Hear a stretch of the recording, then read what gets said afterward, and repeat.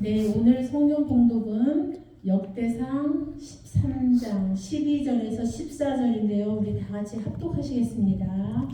그날에 다윗이 하나님을 두려워하였는데 내가 어떻게 하나님의 길을 내 것으로 오게 하리요 하고 다윗이 길을 옮겨 자기가 있는 다윗성으로 메어들이지 못하고 그 대신 가드 사람 오벳에돔의 집으로 메어가니라. 하나님의 괴가 오벳에돔의 집에서 그의 가족과 함께 석 달을 있으니라. 여호와께서 오벳에돔의 집과 그의 모든 소유에 복을 내리셨더라. 영어로 네. David was afraid of God that day and asked, "How can I ever bring the ark of God to me?" He did not take the ark to be with him in the city of David. Instead, he took it to the house of Obed-Edom, the Gittite. The ark of God remained with the family of Obed-Edom in his house for 3 months. And the Lord blessed his household and everything he had. Amen.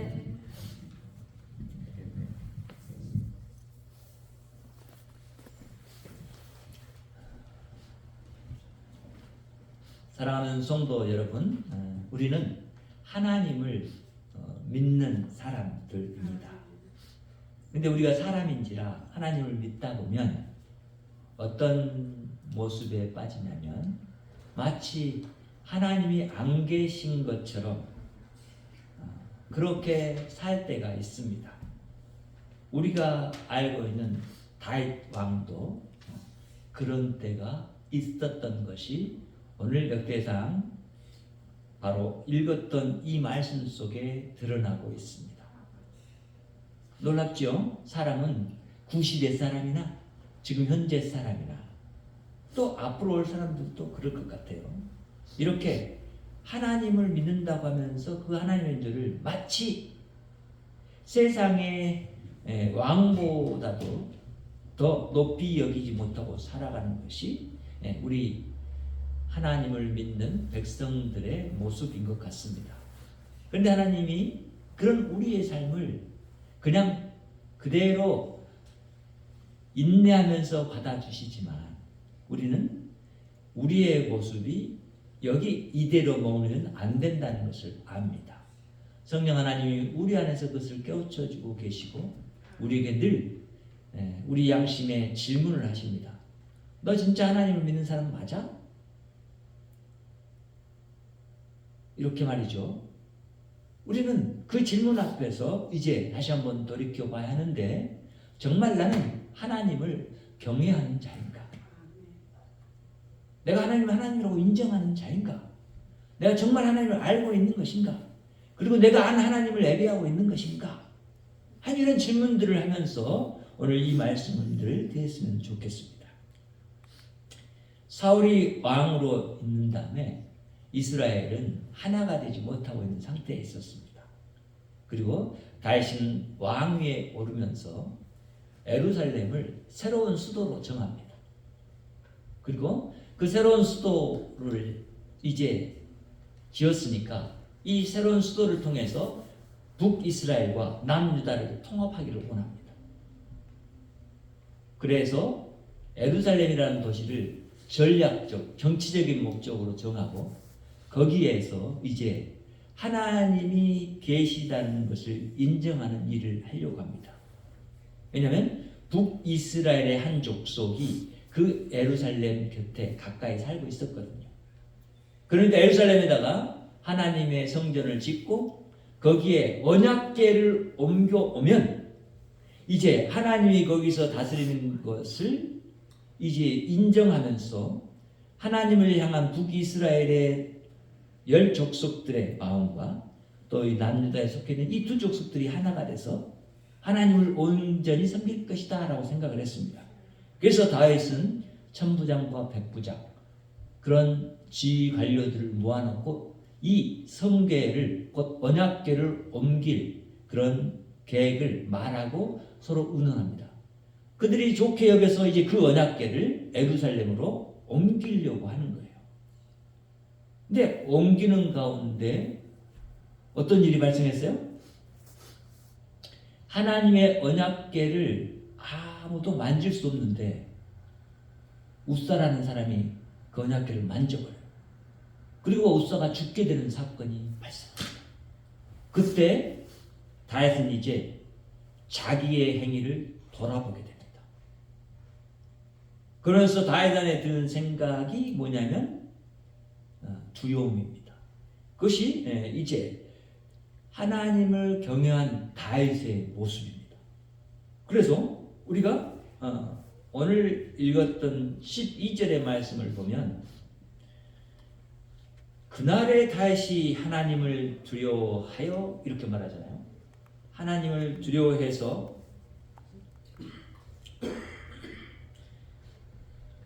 내가 어떻게 하나님의 길을 내 것으로 오게 하리요 라고 하는 그 말을 하는 것입니다. 여기서 다윗의 두려움은 어떤 두려움이에요? 하나님을 경외하기 때문에 다윗 안에 있게 된 두려움이에요.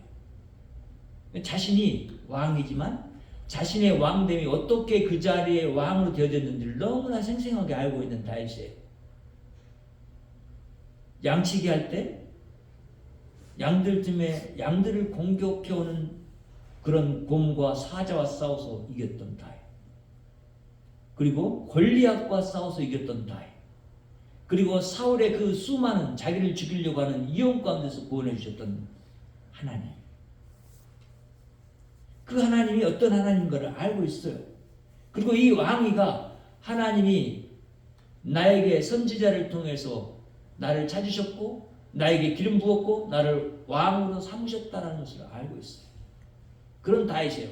그럼에도 불구하고 그가 이제 북이스라엘의 사람들을 이용해서 그런 성궤를 운반하려고 하는 그런 계획을 가졌고 그리고 그런 계획을 행한 거예요. 그런데 이 계획은 뭐가 잘못이죠? 하나님을 예루살렘 성 다윗 성으로 옮기려고 하는 그것이 잘못인가요? 아니요. 좋은 생각이에요. 좋은 일이에요. 그런데 다윗은 하나님을 경외하는 자로서 하나님의 말씀에 의거해서 하나님의 말씀대로 해야 하는 왕이라는 그 사실을 놓쳐버린 거예요. 이 언약궤는 아무나 만질 수 없어요. 아무나 옮길 수 없어요. 하나님이 허락한 사람만 해야 되는 거예요. 이 언약궤를 옮길 수 있는 사람들은 누구예요? 레위 사람들이에요. 레위 사람들. 민수기에서 그것을 말해주고 있어요. 하나님 분명히 명령했어요. 이 언약궤는 레위 족속의 사람들만 옮겨야 된다 이거예요. 아론의 자손들. 그렇죠? 네. 그런데 그렇게 행하지 않는 것에 대해서 하나님이 웃사를 죽이는 모습 가운데 웃사를 죽이시면 나도 죽이실 것이다 라는 두려움이 아니고 그 하나님을 알기 때문에 그 하나님을 진실로 마음에서 경외하는 자의 모습으로서의 두려움을 갖게 됐던 것이에요. 그런 다윗이 이제 이렇게 하나님을 두려워해서 어떻게 내가 하나님의 궤를 어디로? 예루살렘 성으로 오게 할 수 있을까라고 하는 말을 하는 거예요. 이 말은 무엇이에요? 그러니까 이런 얘기예요. 내가 하나님을 나의 왕으로 인정하지 않고 하나님이 이스라엘을 다스린다는 것을 내가 인정하지 못한 모습을 하나님의 말씀을 온전히 생각하지 못하고 그대로 하지 못한 것을 통해서 내가 이제 발생한 이 사건을 통해서 알게 된 이 내가 너무나 부족한 것을 알고 하나님 앞에서 하나님을 경외하는 자의 모습이 아니기 때문에 나 있는 이곳에 하나님의 언약궤를 옮기기는 너무나 부족한 내 모습이라는 것을 알았던 거예요. 왜 그렇죠? 언약궤는 하나님을 상징해요. 언약궤는 어디에 있었어요? 지성소에 있었던 것이에요. 하나님만 거하시는 지극히 거룩한 곳, 구별된 곳이란 말이죠. 거기 있었어요. 언약궤 안에 뭐가 있죠? 하나님의 그 언약을 기억하고 하나님이 거기 계신 것을 나타낼 수 있는 하나님이 이스라엘 백성들을 구원하는 신물들이 거기 있고 그렇죠? 어때요? 아론의 쌍난 지팡이, 그들을 인도했던 왕임을 나타내는 그 지팡이. 또 뭐가 있어요? 그들을 광야에서 배고픔 속에서 하늘에서 양식을 내려서 주었던 만나 항아리 단지, 만나가 들어있는 단지. 그리고 또 뭐가 있죠? 10여 명의 돌판이 거기 있어요. 하나님이 지성소에서 친히 그 백성을 다스린다 라는 엄중한 선언이 거기 들어있는 거예요. 그러니까 다윗이 왕이지만, 나라의 왕으로 부름받았지만 지금 하나님의 왕 되심을 다윗은 나타내야 할 위치에 있는 사람인 거예요. 근데 하나님의 말씀을 나타내는 왕으로서의 삶을, 하나님의 말씀을 지키지 못했을 때는 드러내지 못한 거예요. 그럼 다윗 왕을 통해서 누가 나타나야 되냐면 하나님의 왕 되심이 나타내야 되는데 그것을 나타내지 못하는 자리에 있게 됐다라는 것을 알게 된 거예요. 그것에 대한 두려움이에요. 여러분은 왕 같은 제사장이잖아요. 그렇다면 여러분은 하나님 앞에서 하나님을 경외하는 자로 산다는 것이 무엇인지 이제 명백해지잖아요. 그렇죠? 하나님을 경외한다는 것은 뭐예요? 말씀, 곧 하나님의 뜻을 따라 그대로 살아간다는 거예요. 그것이 경외한다는 거예요. 근데 여러분 좀 더 깊이 생각해 보면 이런 거예요. 그럼 내가 하나님의 주권을 인정했는가? 오늘도 내가 인정했는가? 예배 시간에 나오면서 정말 내가 두려움과 떨림으로 하나님을 예배하는 자의 자세를 가지고 나왔는가? 내가 일주일 동안 그렇게 하나님 앞에서 산 삶이 온전했던가? 하나님의 뜻대로 살았던가? 말씀대로 내가 정말 그 말씀을 묵상하면서 하나님과 함께 사는 사람으로서 내 안에 지성소가 있고 내 안에 하나님을 모시고 사는 사람처럼 내가 살았던가? 하나님 이 생각을 해야 한단 말이에요.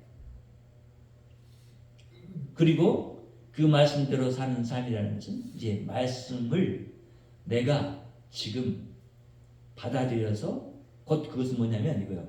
하나님이 왕 되시고 그 왕 되신 하나님이 나에게 주신 이 말씀을 내가 나의 생명으로 알고 받아들여서 그 말씀대로 사는 삶을 내가 살았는가를 돌이켜보는 사람이 하나님을 경외하는 자라는 거예요. 그래서 여러분 우리의 삶 가운데서 이런 하나님을 내 안에 모시고 산다라는 이 생각이 그냥 순간순간 잊어버리고 그리고 예배당에 나올 때만 생각나는 그런 것이 돼서는 안 돼요. 그것은 매 순간의 삶 속에서 내 안에 있어야 할 생각이고 그런 사람으로 나가야 될 그런 우리들의 하나님 경외하는 자의 모습이어야 돼요. 다윗의 모습에서 그것을 보는 거예요. 다윗은 잘한 면이 뭐예요? 이렇게 하나님 앞에서 빨리 뭘 회복했어요? 하나님을 경외하는 마음을 회복한 거예요. 우리도 그래야 돼요. 우리가 부족하고 연약하고 하나님을 아는 것이 너무나 작아서 하나님을 내 안에 다 담기도 어렵지만 내가 그 하나님을 온전히 다 알 수도 없는 자라는 것을 인정하고 그렇지만 내가 하나님 말씀을 조금이라도 존중하는 그런 자의 삶을 살기 위해서 오늘 또 우리는 그 말씀을 그냥 교회 와서만 듣고 예배 때만 듣고 그치는 그런 삶이 되는 것이 아니라 이제 그 말씀을 내가 일주일 동안 묵상하면서 그 말씀대로 살려고 하는 그런 실제로 살아있는 자, 하나님의 생명을 가진 자의 삶이 있어야 한다는 거예요. 그런 사람이 하나님을 경외한다는 거예요. 근데 이런 경외함 속에서 이제 우리는 깨닫게 되는 것이 있습니다. 그렇죠? 다윗의 실수를 통해서 깨닫게 되는 것은 하나님을 경외한 자는 자기 열심을 내려놓는다는 것. 여러분 교회를 사랑하는 것 좋습니다. 그리고 교회를 섬기는 것 좋습니다. 또 다른 사람, 이웃 사람들을 섬기는 것 좋고 사랑하는 것 좋습니다. 그런데 이것이 자기 방식이어서는 안 된다는 것. 이해가 되십니까? 자기 방식으로 사랑하면 안 돼요. 그건 사랑일 수가 없어요. 누구의 방식으로? 하나님의 방식으로 사랑해야 한다.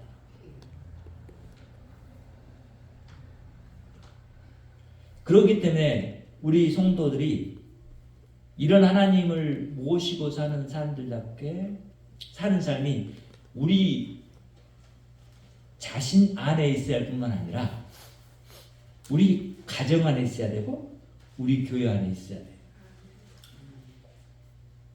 그거 없으면 그냥 하나님을 경외하는 자, 예배하는 자의 그 예배가 헛것이에요. 그렇잖아요. 하나님 말씀하시잖아요. 너희들이 아무리 나에게 제사를 드려봐라. 너희들이 그 수많은 양을 잡고 소를 잡고 나한테 들어봐라.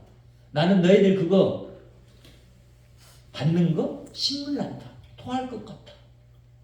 이렇게 말하잖아요. 무슨 의미죠? 하나님이 받으시는 것은 그런 동물의 제사가 아니라 실제로 받기로 원하는 것은 뭐예요? 바로 나의 진정한 살아있는 삶의 예배를 받기를 원하신다는 거예요. 그렇기 때문에 우리는 기억해야 돼요. 그렇다고 해서 여러분 오해하지 마세요. 오늘들은 이 예배가 가치가 없는 예배인가요? 아니에요.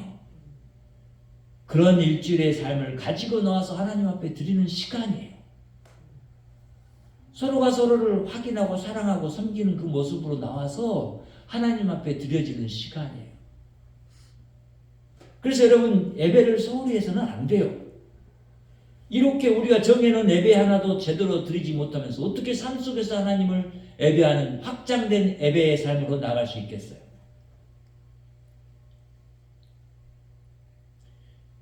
우리는 바로 나를 내려놓아야 한다라는 그 말씀 속에서 하나님을 경외하는 자의 위치, 자리를 확인하게 돼요.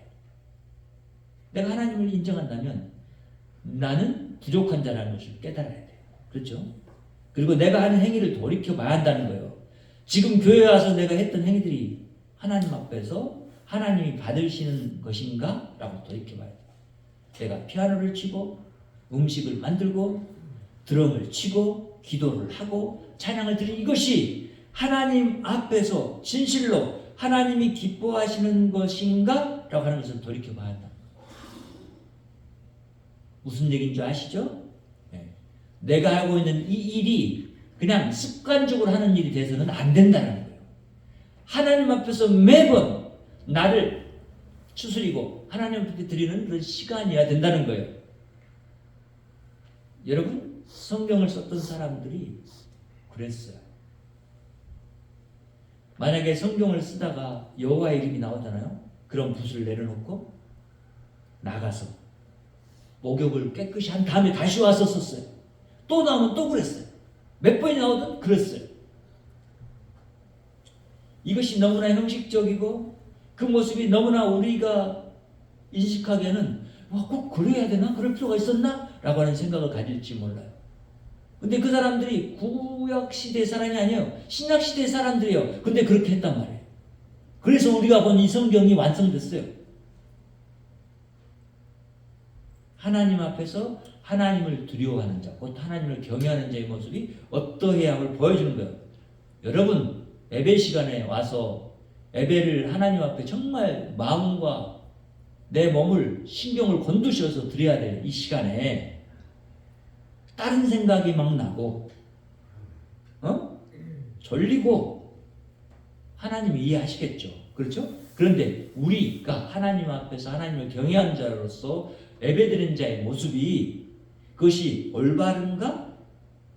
이것이 더 온전한 예배의 모습인가? 하는 것은 여러분 돌이켜 봐야 한다는 거예요. 그것이 옳지 않다라고 판단할 수 있는 그 근거는 하나님의 말씀에 있기 때문에 하나님의 말씀으로 비춰봐서 이것이 거기에 미치지 못한 미달한 것이구나. 그러면 내가 그것을 빨리 뭐예요? 행동을 멈춰야 돼요. 바로 다윗이 그런 거예요. 이 언약궤를 멈췄어요. 그 자리에서. 더 이상 오지 못하도록 멈췄단 말이에요. 그리고는 자기를 추스려 봤어요. 그리고는 결정한 거예요. 이 언약궤를 어디로 가기로? 다윗성에 메어들이지 못하고 어디로? 대신 가드 사람 오벳 에돔의 집으로 메어갔다라고 말하잖아요. 가드는 어디예요? 가사와 가드. 여러분 지금 이스라엘의 한참 전쟁 중이었던 가사가 그냥 지중해 예루살렘의 왼쪽에 있는 것이에요. 그리고 가사 위에 가드가 있어요. 거의 인접했어요. 그 지역이 가사와 가드는 그러니까 가나안 족속들이었는데 이스라엘이 하나님의 말씀을 듣지 않고 쫓아내지 않았던 족속들이에요. 근데 이스라엘이 거기 살면서 거기에 누가 들어가 살게 됐어요? 이스라엘 백성도 자연히 그 땅에서 살게 됐죠. 그러면서 거기에 살고 있는 한 사람이 누구냐면 가드 사람 오벳에돔이에요. 가드에서 사는 사람이에요. 그러나 이 오벳에돔은 어떤 지파의 사람이냐면 레위 지파의 사람. 그러니까 다윗은 그 언약궤를 누구에게 이제 맡겼어요? 레위 사람인 오벳에돔의 집에 맡긴 거예요. 그런 일을 한 거예요. 그러니까 봐요. 이제 다시 돌이켜서 다윗이 한 행위가 뭐예요? 하나님 앞에서 하나님 말씀 다시 추스려서 본 거죠.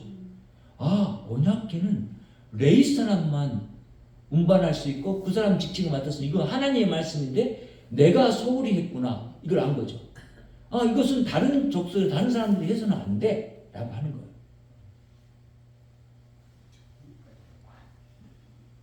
그리고는 그 행동을 돌이켜서 그렇게 하게 하니까 이제 하나님의 언약궤는 가드 지역에 있는 오벳에돔 레위 사람 그 집에 머물게 된 거예요.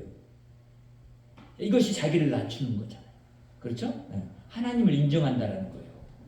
하나님의 말씀을 그대로 받아들여서 내가 지금 내 행동 그 자리에 멈춘 자리에서 하나님 말씀이 아닌 것들을 구별하고 그리고는 빨리 하나님의 말씀대로 돌이키는 것을 하는 거예요. 그게 뭐예요? 회개잖아요. 회개. 하나님 앞에서 내가 하나님을 왕으로 인정하지 않았습니다. 하나님을 내가 나의 하나님으로 인정하지 않았습니다. 내가 이스라엘의 하나님으로 인정하지 않았습니다. 내 조상 아브라함의 하나님으로 인정하지 않았습니다. 이것을 빨리 돌이킨 거예요. 그리고는 하나님의 말씀대로 그 행동을 수정한 거예요. 그러니까 우리를 낮춘다는 것은 하나님 앞에서 하나님의 말씀대로 빨리 나를 뭐요? 고쳐가는 삶이라고. 그것이 회개의 삶이라는 거예요. 이 삶이 있을 때 우리는 하나님을 경외하는 자의 모습으로 이 땅 가운데 살아간다고 하는 것을 하나님 앞에서 인정받을 수 있게 되는 거예요. 사람들은 내가 하나님 말씀대로 사는 것에 대해서 관심도 없고 그렇게 사는 것에 대해서 그들은 개의하지 않을 거예요. 그러나 우리는 마음에 둬야 돼요. 마음 중심에 둬야 되고 내 온통 몸과 생각이 하나님의 말씀에 사로잡혀 있어야 돼요. 툭 건들면 나와야 돼요. 뭔가를 보면 나와야 돼요. 하나님 말씀이. 내가 걸어가는 것 가운데서 하나님의 말씀이 나와야 돼요. 그러면서 풀을 보며 돌풀이를 보면서 하나님이 만들어 놓으신 것에 대한 것을 하나님 앞에서 찬양으로 혹은 마음으로 고백할 수 있는 사람이어야 되는 거예요. 그 사람이 하나님을 경외하는 사람이라는 거예요. 그런 사람들에게 임하는 것이 뭘까요? 바로 심판이 아닌 복이 임하는 거예요. 셋째로 그래서 이제 하나님을 경외하는 자는 어떤 일을 할까요? 하나님이 일하는 것을 따라서 일을 합니다. 보세요. 하나님이 하는 것을 바라보면서 하나님을 따라갑니다. 14절 같이 한번 다시 읽어요. 시작. 하나님의 계가 오벳에돔의 집에서 그의 가족과 함께 석 달을 있으니라. 여호와께서 오벳에돔의 집과 그의 모든 소유에 복을 내리셨더라. 아멘. 하나님의 언약궤가 머무는 곳에 누가 머물고 있는 거예요? 하나님이 머물고 계신다. 그러면 하나님이 머물고 있는 지역은 어떤 지역인가요? 지극히 거룩한 지역일 뿐만 아니라 하나님의 복이 임하는 곳이에요. 하나님은 아브라함에게 약속하셨잖아요. 내가 너의 후손에게 복을 주실 것이다. 그렇죠? 그 나를 섬기는 모든 너의 자손 대대로 영원토록 복을 내가 줄 것이다. 이 말씀하셨잖아요. 그 말씀을 하나님은 여전히 이 시간이 지난 이후에도 행하고 계시는 거예요. 레이시파에게 뭐라고 말했어요? 너희의 분깃은, 너희의 유산은 땅이 아니고 나다라고 하는 거예요. 하나님이 복을 주신 것은 하나님 안에서, 하나님 통해서 먹고 사는 족속이 내 족속이다 라고 하는 것을 말씀하셨어요. 그러니까 지금 보세요. 오베드에돔이라는 이 레이스 사람을 하나님이 거기 거하면서 어떻게 복을 내리신 건지. 자, 그럼 이것을 보면서 뭘 하나님은 다윗과 이스라엘 백성들에게 교훈하셨어요? 나는 너희들이 너희 마음대로 주장하는 그런 자가 아니다. 그러니까 여러분, 기도할 때도 기도로 하나님을 조종하려고 하거나 통치하려고 하지 마세요. 그런 기도를 하지 마세요. 하나님은 우리가 이렇게 하라 명령해서 하시는 분이 아니에요. 그렇죠? 그런 경영하는 자의 모습이 아니에요. 심지어 우리는 우리 부모에게도 이렇게 하십시오, 저렇게 하십시오 라고 하는 것을 쉽게 하지 못하잖아요. 그렇죠? 또 안 해야 돼. 그것이 부모로 인정하는 거예요. 부모는 부모의 마음이 있고 생각이 있어요. 그 부모를 누가 주셨어요? 하나님이 나에게 주셨어요. 그럼 그것을 그대로 인정하고 받아들여야 돼요. 그러니까 그런 사람이 바로 하나님을 경외하는 자이고, 그 하나님을 경외한다는 것은 하나님을 인정한다는 것이고, 하나님 스스로가 그 인정을 받는 곳에 거기 계실 때 하나님이 우리 하나님이 되신다는 것을 우리는 알게 되는 거예요. 하나님을 절대로 우리의 생각으로 내려놓으려고 하지 말란 말이에요. 하나님은 우리가 그렇게 할 수 있는 분도 아닐 뿐만 아니라 그렇게 했을 때 우리에게 임하는 것은 복이 아닙니다. 그것은 화입니다. 화. 그래서 우리는 이 장면을 통해서 다윗이 엄청난 새로운 깨달음을 한층 더 높게 하나님을 향해서 갖게 됐을 거예요.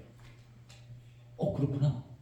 하나님의 말씀대로 하는 곳에, 성계가 들어간 곳, 언약궤가 들어간 곳에 사람들이 죽지 않고 살 수 있는 것은 뭐요? 하나님의 말씀대로 했기 때문이에요. 그것밖에 다른 것이 없어요. 오베데돔이 죄인이 아닐까요? 죄인이에요. 그 가족들이 죄인이 아닐까요? 죄인이에요. 우리와 똑같은 육신을 가진 사람들이었어요. 그런데 어떻게 그 집이 아무 탈 없이 오히려 복받는 집이 된단 말이에요. 무엇 때문에? 하나님의 뜻대로 행한 순종 이후에 오는 결과물이었단 말이에요. 그것이 복이었단 말이에요. 그럼 우리는 그것을 깨달아야죠. 자, 내 한 사람이, 우리는 예수 그리스도 안에서 복받은 자라는 것을 알았어요. 그럼 예수 그리스도 안에서 복받은 자들은 하나님을 경외하는 자예요. 나는 내 생각에서는 복받았다라고 하는 그 내 마음의 생각을 갖고 있어요. 그런데 내가 하나님의 말씀대로 사는 삶이 없으면 그 복이 나를 통해서 내 가족에게, 곧 내 교회 안에서 내 이웃에게 드러나지 못하게 되는 거죠. 그러니까 우리는 어떻게 해야 돼요? 우리가 가진 이 복을 이제 나타내는 자리에 있어요. 오베데돔은 구약 백성이잖아요. 그렇죠? 그때의 복은 하나님이 눈으로 볼 수 있도록 복을 주신 것을 통해서만 하나님이 복 주신 분이구나 라는 것을 알았어요. 근데 우리는 신약시대 우리는 하나님 물질의 복에 주는 분일 뿐만 아니라 영혼의 복을 주시는 분이구나 라는 것을 알았어요. 그래서 우리는 모든 복은 다 하나님에게서 온다라는 것을 알았단 말이에요. 복 주신 하나님은 자기의 말씀대로 자기를 경외하는 자들에게 복을 주신다는 것을 알았어요. 그렇죠? 이 복이 어떻게 우리에게 왔어요? 예수 그리스도가 하나님의 말씀을 다 듣고 순종했기 때문에, 하나님 말씀대로 했기 때문에 우리에게 온 복이란 말이에요. 그러니까 우리는 이제 이런 하나님을 인정해야 돼요. 그래서 우리 경외 안에 있어요. 하나님을 두려워할 줄 알아야 한단 말이죠. 여러분, 우리가 직분을 가졌다고 해서 그 직분이 나를 온전케 해주지 못해요. 그 직분은 나를 더 나되게 교회 안에서 하나님 그 소명을 하나님과 함께 한다라는 하나의 명분이에요. 하나님이 나를 통해서 일하신다는 그것에 대한 인정이에요. 우리가 직분 받은 것을 소홀히 여기면 안 되죠. 그렇죠? 왜? 하나님이 나에게 주신 거예요. 나와 함께 하나님의 일을 하기 위해서 주신 거예요. 그런데 여러분 그 직분 받은 것을 그냥 쉽게 받았다고 쉽게 내팽개치려고 하는 그런 생각을 갖지는 말아야 돼요. 이것에 대한 책임과 그것의 결과는 반드시 하나님 앞에서 내가 감당해야 될 부분이에요. 우사가 죽은 심판이 있고 오벳 에돔이 복받은 복이 두 개 동시에 존재해 있어요. 그 차이가 무엇이었는지를 우리는 분명히 이제 알았어요. 하나님의 말씀대로 하나님을 알고 내 생각을 내려놓고 하나님의 방법대로 살았을 때 나의 안에 있는 이 구원의 풍성함과 이 복의 풍성함이 나를 통해서 다른 사람에게 흘러가겠구나. 왜? 내 안에서 그때 하나님이 충만하시기 때문에. 내 영역에서. 내가 주장하면 하나님은 자신의 충만함을 드러내지 못해요. 예, 내가 나를 낮췄을 때 하나님 내 안에서 충만한 거예요. 그러니까 절대 이제 우리 교회 안에서 우리 성도들은 자신을 그렇게 주장하는 사람이 아니었으면 좋겠어요. 물론 하나님의 말씀이면 생명을 걸고 주장을 해야 돼요. 근데 그렇지 않을 때는 반드시 빨리 멈춰 그리고 돌이켜 하고 하는 이 삶이 있어야 돼요. 어디로? 하나님의 말씀이 기준이 돼서 하나님에게로. 오늘 우리는 하나님을 경외하는 자를 이렇게 발견하게 됐어요. 저와 여러분은 하나님을 경외하는 자입니다. 자, 이 경외함의 부족함을 예수 그리스도를 우리에게 보내주셔서 예수 그리스도 안에서 우리에게 나타나도록 하셨어요. 예수 그리스도의 생명인 성령을 보내셔서 우리 안에서 그 생명으로 살아가게 했고 그 생명이 우리를 통해서 나타나도록 하셨어요. 그 생명이 나타나는 곳마다 그런 것마다 그래서 하나님의 이 하나님 되심이 드러나므로 복의 근원인 하나님이 거기에 나타나서 그게 복이 되는 거예요. 이것이 우리 눈에 보이지 않고 우리가 확인할 수 없는 거라고 했고 우리가 그것을 경험하지 못했기 때문에 존재하지 않는 것이 아니라 실제로 존재하는 거예요. 여러분 그렇잖아요. 하나님 앞에서 기도하지 못하고 생각만 했어요.